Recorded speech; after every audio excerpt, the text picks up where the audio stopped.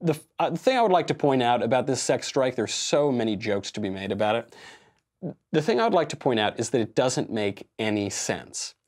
And it's not just that it doesn't make any sense in one way or in two ways. There are actually, as far as I can tell, 7 ways in which the sex strike from Alyssa Milano does not make any sense. The first one is, abortion-supporting women are now practicing chastity, thereby reducing the number of overall abortions in order to stick it to the pro-lifers. Hold on a second there. So the social conservatives, who have been saying for years that women should be chaste and not be sleeping around with every guy they see, now the pro-abortion women are practicing chastity. They're not going to have sex. And therefore, they're not going to have unwanted pregnancies, and therefore, they're going to end abortion. Cool. All right, that's fine. If we knew we could do it that easily, we would have not been campaigning in Georgia and around the country. We would have just called up Alyssa Milano and tricked her into doing this sex strike. The second way in which it doesn't make any sense is, even let's say that these pro-abortion women were going to have sex and then get pregnant and then not have abortions, even if they don't have the abortion. Now, the women who support abortion are going to stop having sex and therefore stop having children that they can teach to support abortion. A lot of people inherit their political views from their parents. We like to think that we're all totally free thinkers. We all completely come to our own political ideas on our own. In some cases, that's certainly true. But for some people, they just kind of go along with the political biases of their parents. In this case, the women are not going to, they're not going to have sex. They're not going to have children. They're not going to teach them to support abortion. So over time, abortion activism will die out. Okay, that works for me. Again, if we don't need the Georgia law. If we can end abortion another way, happy to do it. The next way in which this doesn't make any sense, and this is my favorite way, is just ask yourself, if you're Alyssa Milano or somebody else, who does this hurt? Not to tell any tales out of school. I don't want to be, giving away rumors from the old purple mattress. This does not hurt me. This does not hurt conservative men who ostensibly are married to or dating or engaged or whatever to women who are not crazy followers of Alyssa Milano. So the conservative men still get to have all the sex they want. The men who are supporting this bill in Georgia and other heartbeat bills throughout the country, they're still having all the sex that they want. In this case, it's just leftist women depriving their leftist boyfriends of sex in order to stick it to the conservatives.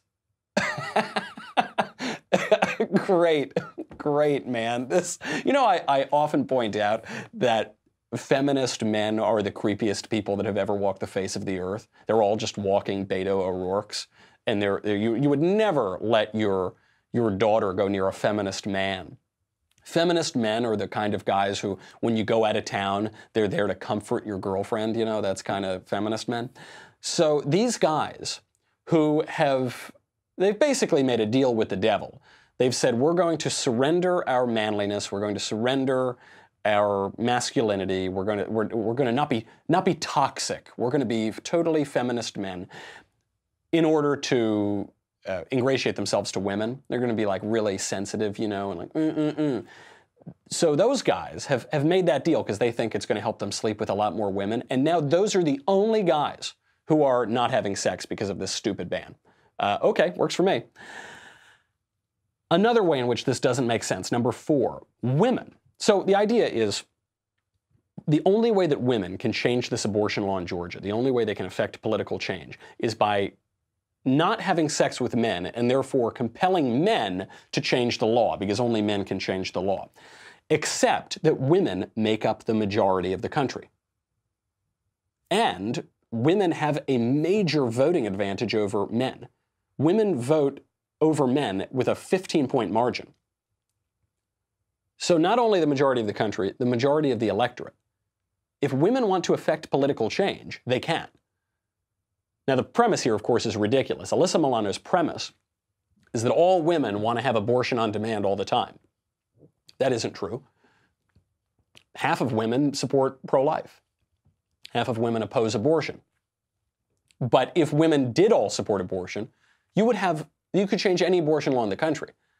It's so ridiculous to say that women are totally subservient in our body politic. Women have the vote. Women have had the vote for 100 years.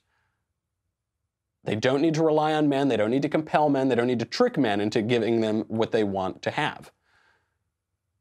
Now, the fifth way in which this doesn't make any sense is, in order to stop men from controlling women's bodies, Alyssa Milano is going to control women's bodies.